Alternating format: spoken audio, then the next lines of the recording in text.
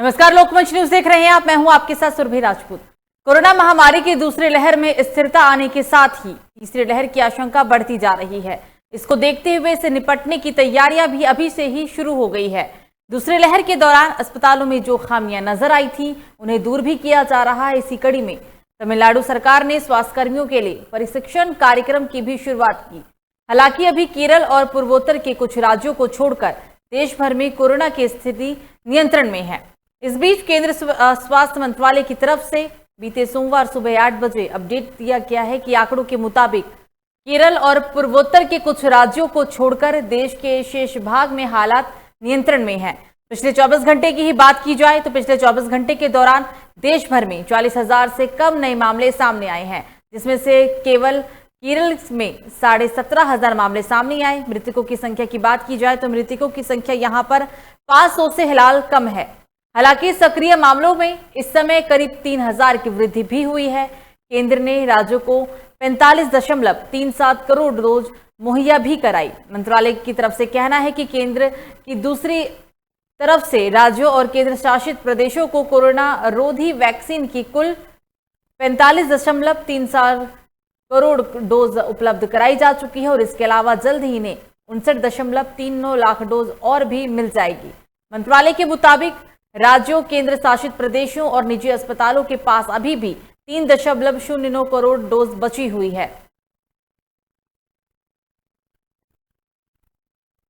और कोरोना की तीसरी लहर को आज हम चर्चा करने वाले हैं। हमारे साथ डॉक्टर गिरीश चंद्र गुप्ता, स्वास्थ्य केंद्र बहादुरी से के चिकित्सा अधिकारी जुड़ गए हैं। सर, सबसे पहले तो बहुत बहुत स्वागत है आपका लोकमंच न्यूज में।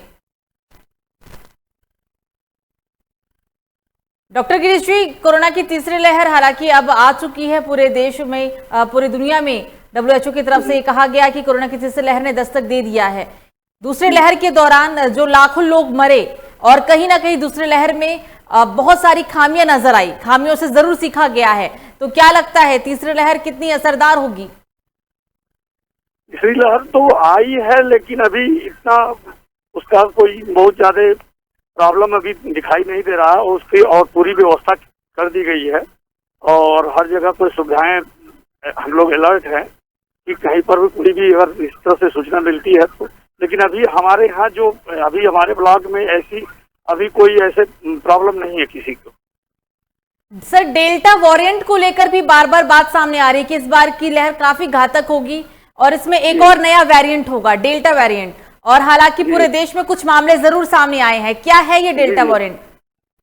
डेल्टा वेरिएंट एक उसी का थर्ड वेव का नाम नया का नाम वेरिएंट है जो हमारा कोविड-19 का था। लेकिन अभी वो का नाम इधर अभी 1-2 केसेस सुनने में आया है, लेकिन अभी हमारे तरफ इस तरह का कुछ है नहीं। मतलब अभी बहुत कम ही केसेस आए हैं सामने। और क्या इसके जी, और डॉक्टर साहब, क्या इसके लक्षण हो सकते हैं और इस बार की लहर से कैसे बचा जा सकता है? क्या नुस्खे अपनाए जा सकते हैं? लक्षण तो सेम है, वही जो कहना सर्दी जुकाम और खांसी के लिए। लेकिन बचने के लिए तो उपाय पहले से अब की कहना सोशल डिस्टेंसिंग और कहना बार बार हाथ धोना या सैनिटाइजेशन करना और कहना मास्क हमेशा लगा के चलना, ये सब चीजें प्रिकॉशन लिया जा रहा है और सबको उससे अलर्ट किया जा रहा है कि ये प्रिकॉशन के साथ ही कहीं तो मास्क में इकट्ठा ना हो, भीड़ भाड़ से बचें। बिल्कुल सर, कोरोना को लेकर गाइडलाइन तमाम तरह की लागू की गई। हालांकि लॉकडाउन भी लगाया गया और जो कोरोना का असर था लॉकडाउन के बाद शायद कम जरूर देखने को मिला, ट्रेन जरूर ढीली पड़ी यहाँ पर। तो इस बार की कोरोना को लेकर तमाम गाइडलाइन फिर से जारी की जा रही है। तो आपको क्या लगता है कि तीसरी लहर और कैसे घातक हो सकती है या फिर कैसे बचा जा सकता है इससे?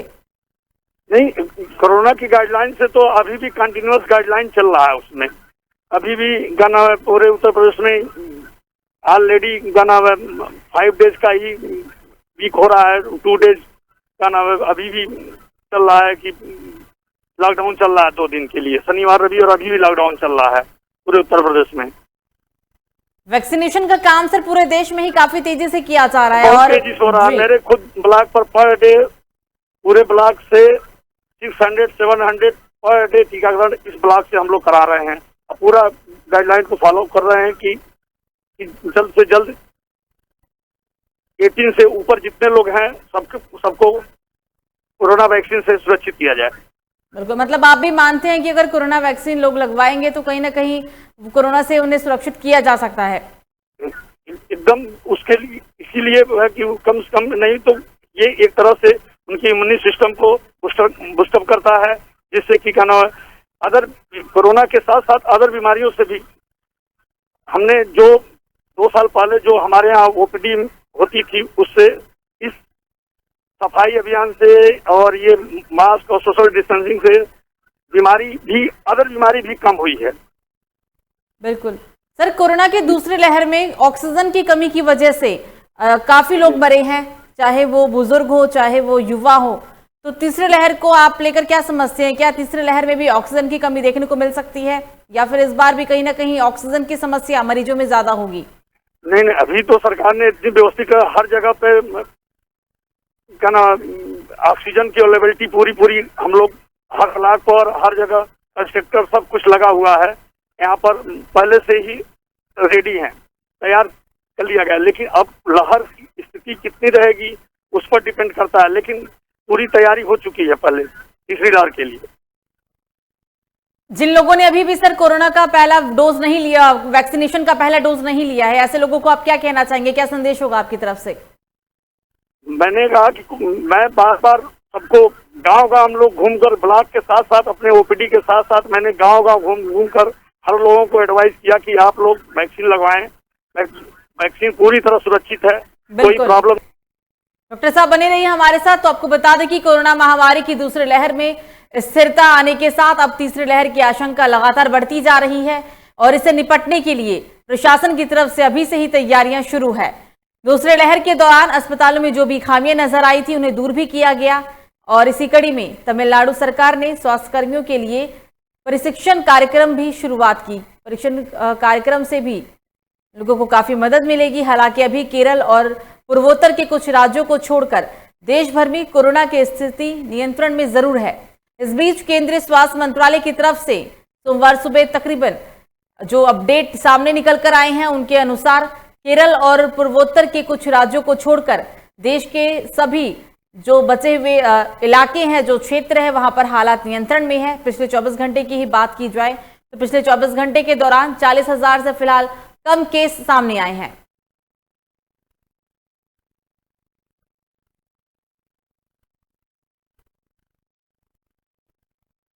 डॉक्टर गिरीश, हम कोरोना वैक्सीनेशन को लेकर बात कर रहे हैं। हालांकि जो डेल्टा वेरिएंट है, आपको क्या लगता है कि ये जो वैक्सीनेशन किया जा रहा है वो डेल्टा वेरिएंट पे कितना असरदार होगा? जो एडवाइजरी से आया है हम लोगों के पास, वो डेल्टा वेरिएंट के लिए भी ये इंजेक्शन पूरी तरह सुरक्षित है। उसके लिए भी ये कारगर साबित होगा। बिल्कुल डॉक्टर साहब, आशंका ये भी जताई जा रही है कि इस थर्ड जो फेज आने वाला है, जो कोरोना की तीसरी लहर आएगी, इसमें बच्चे सबसे ज्यादा संक्रमित होंगे क्योंकि पहली लहर के दौरान बुजुर्ग सबसे ज्यादा संक्रमित हुए थे, दूसरे में युवा और तीसरे में बच्चों को लेकर लगातार कयास लगाए जा रहे हैं। जी जी जी जी। तो आप ऐसे में क्या कहना चाहेंगे? ऐसे में ऑलरेडी गाइडलाइन आ गया है। हम लोग जो है निगरानी समिति के थ्रू बच्चों के लिए दवाएं पूरे पैक होकर और गांव जिस भी बच्चों को फीवर या कुछ भी होता है तो उसकी पूरी देखभाल के साथ साथ दवाएं दिया जा रहा है और पूरे प्रॉपर केयर किया जा रहा है कि बच्चों को, और जांच और पूरी कोविड की जांच कराई जा रही है। लेकिन अभी तक ऐसे मामले हमारे ब्लॉक से बहुत कुछ ऐसे दिखाई नहीं दिया कि कोई बच्चा ऐसे संक्रमित हुआ हो थर्ड वेव में। हालांकि सर अभी थर्ड वेव आने को है, पूरी दुनिया में दस्तक तो दे दिया है, लेकिन अभी भारत में भी थर्ड वेव कहा जा रहा है कि हो सकता है कि सितंबर में आए या अगस्त में भी आ सकता है। हालांकि अभी हम कह नहीं सकते कि थर्ड वेव कब तक आएगी। और नहीं, तैयारियां तो चल रही है और उसी अब ये तो अभी फ्यूचर में क्या होगा ये तो बताना मुश्किल है, लेकिन जो भी चीजें हैं बच्चों के लिए पूरी तरह से सतर्कता बरती जा रही है कि और सोशल डिस्टेंसिंग गार्जियन को पहले अलर्ट किया जा रहा है, बताया जा रहा है। और इसीलिए अभी यहाँ पर स्कूल और कॉलेज बंद भी है, ऑनलाइन क्लासेस हो रहे हैं बच्चों का, उसको देखते हुए। बिल्कुल, मास्क लगाना, सोशल डिस्टेंसिंग बरतना, ये सब है, जी, कोरोना से बचा जा सकता है इन सब चीजों को करके। जी। आपके अलावा और क्या हो सकता है? सोशल डिस्टेंसिंग, मास्क लगाना और भीड़ भाड़ एरिया में नहीं जाना। बच्चों को केयरली, अगर किसी बच्चे को फीवर या कुछ भी प्रॉब्लम होता है इस तरह से, अगर हम मान के चल रहे हैं कि थर्ड वेव में बच्चों के ऊपर इफेक्टिव होगा, तो अगर बच्चे को कुछ भी प्रॉब्लम होता है तो सीधे हम लोग अलर्ट कर रहे हैं और अपने आशा और एनम और आंगनबाड़ी वालों से बोलते हैं कि अगर कोई भी बच्चा फीवर से या कुछ ग्रसित हो तो सीधे उसको हॉस्पिटल लाइए, उसका जांच कराइए और उसको प्रॉपर केयरिंग करके उसकी मेडिसिन किया जाए।